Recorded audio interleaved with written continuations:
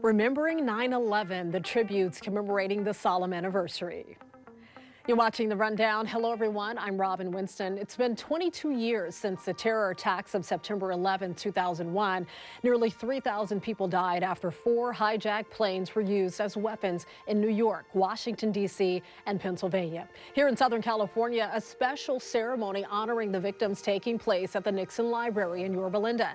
In Fontana, public service cadets in their gear climbing exactly 2,200 steps to represent the 110 floors that first responders climbed at the World Trade Center towers.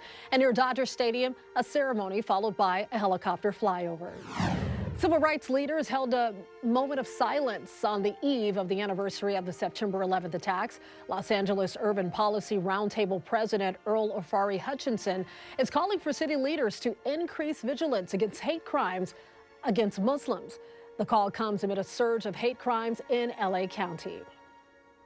Know the hate crimes anywhere, especially against people of color, and even more particularly now we've seen the rise against Muslims and immigrants. This is something that's a shame in America. It's a shame in Los Angeles, and it's something that we're going to have to combat, and we're determined to do that. Hutchinson said the 22nd anniversary of 9/11 is an opportunity to bring awareness to the increased hate crimes targeting Muslims. All right, it's time to check in with meteorologist Belen De Leon for your work week forecast. Hi, everybody. We're starting off the work week with plenty of clouds and a touch of humidity. Where is it coming from? It's coming from a lingering tropical system, HOVA. Now, that weather is going to still bring us a chance for some isolated showers and even some storms, mainly in the mountains. The weather still hot for the start of the week, but we do have a cooling trend starting on Tuesday through the rest of the week. Let me show you. The weather on Monday, humid, warm. The trend in Santa Clarita puts us at 95 degrees. On Tuesday, the temperatures start coming down 91. Now, the weather the rest of the week is going to cool down. We'll have temperatures below normal. Looking forward to some 80s. As this heat fizzles out, the marine layer will grow. So temperatures the rest of the week are going to be cooler. We'll start off with clouds and then get to afternoon sun. A man is now in jail accused in the deadly stabbing of a Metro passenger in downtown LA. LA police say 31-year-old Randy Nash is responsible for the stabbing on a Red Line train at the Pershing Square station. It happened last Thursday, and the victim, Jesse Rodriguez, died at the hospital. Police say it was a random attack, and they arrested Nash in South LA Sunday night. He was booked on suspicion of murder, and his bail is set to $2 million. A group of thieves targeted a Macy's store in Northridge, stealing about $20,000 worth of cologne. This happened Sunday morning, just after the store opened at Northridge Fashion Center. All the robbers wore masks and hooded sweatshirts. Some had sunglasses on. They filled up garbage bags with cologne and then just ran outside to a getaway car. There have been a number of smash and grab robberies in the LA area just like this. And last month, Mayor Karen Bass announced the creation of a special task force to address organized retail crime. Police are looking for 5 people accused of stealing $40,000 worth of bikes from a store in Irwindale. Check out this surveillance video from Irwindale Cycles. It appears to show 2 people from that group breaking into the store and stealing the bikes last Monday. We invest in doors, metal doors. It's around $3,000. We invest in cameras and alarms. Nothing can stop those people to do that. Anyone with information is asked to reach out to police. Striking writers are picketing the Drew Barrymore show. She tapes her talk show in New York, and they're starting production again. New episodes are scheduled to air next week.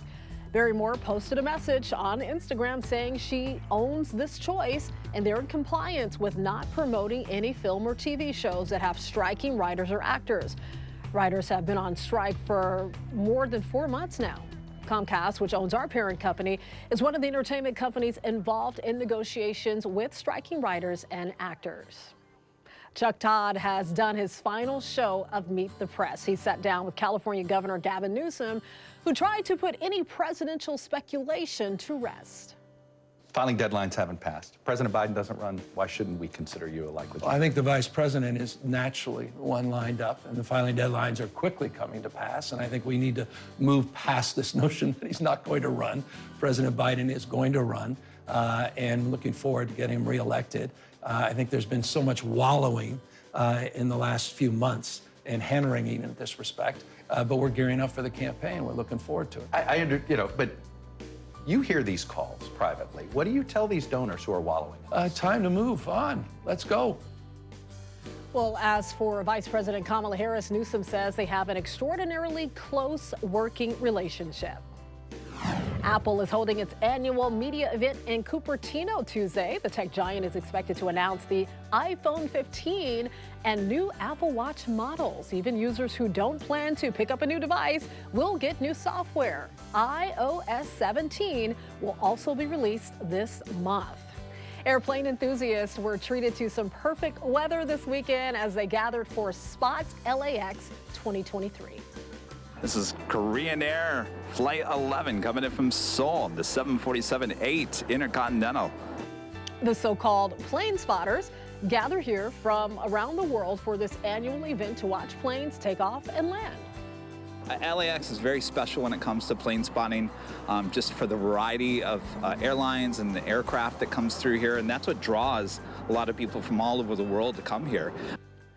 Some of the most popular spotting locations include Imperial Hill, the Proud Bird, and the H Hotel roof deck. Got to get a good spot, right?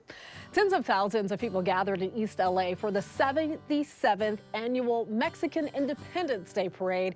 It was all about celebrating Mexican culture through music, food, and more.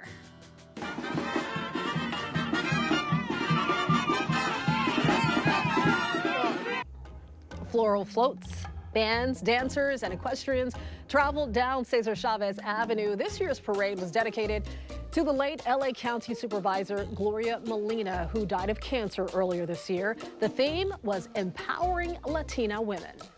We're celebrating Mexican heritage and the center blood of the community. So we're out here seeing all the beautiful cultural dances, music. What better way to spend the morning? It's beautiful. They get to learn about the culture. We go to Mexico often, and we're pointing out all the different states of Mexico, so they're learning about the country, so it's beautiful. NBC4 and Telemundo 52 colleagues Annabelle Sedano, Dunya Elvir, Sandra O'Neill, and Lauren Coronado all took part in the festivities, which aired live on our NBC Los Angeles streaming channel. The parade is billed as the longest running and largest Mexican heritage parade in the country. Looks like a lot of fun. The DC Universe is preparing for its next battle. Jason Momoa, aka Aquaman, is back, and he's got some trouble lying ahead. I'm gonna kill Aquaman and destroy everything he holds dear.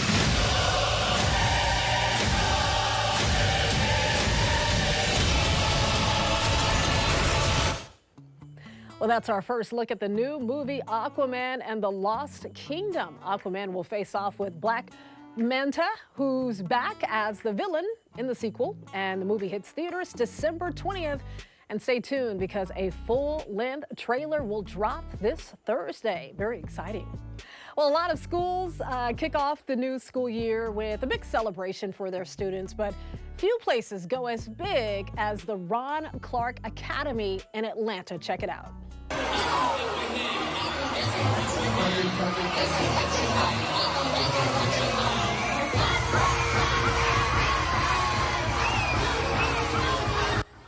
Oh, I love this. The entire teaching staff took the stage to perform that high-energy dance routine. They were moving and grooving to Chris Brown's 2011 hit, Look at Me Now. Well, the students were loving it, as you can see. They're so excited. And then the school's founder and executive director blew the roof off the gym. She performed a censored version of Busta Rhymes' rap portion of the song.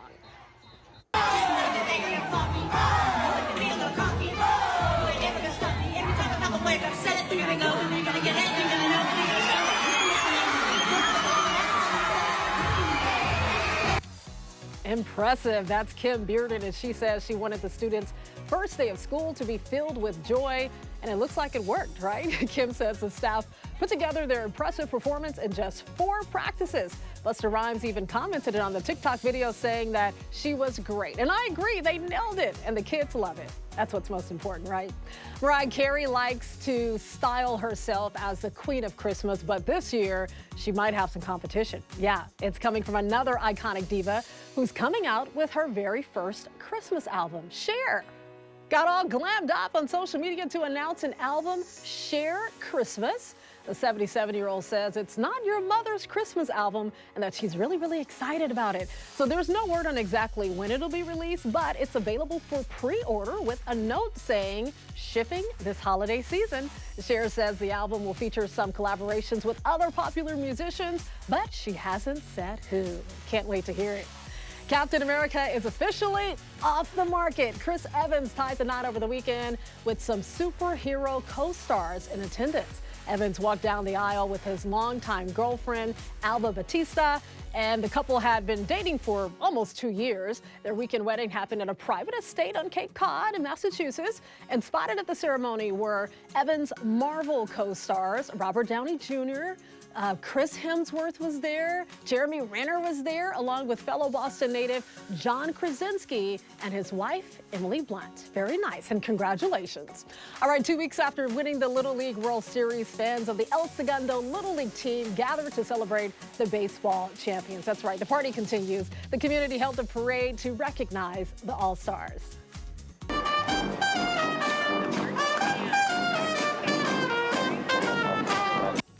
The parade included the All-Star Little League champions, coaches, families, a marching band, cheerleaders, and more. I knew we were going to do well in the World Series, but I didn't think we'd win it. I hoped we'd win it, but we would try to get there, but I didn't think we'd end up winning it, but we did, so it's hard to grasp it.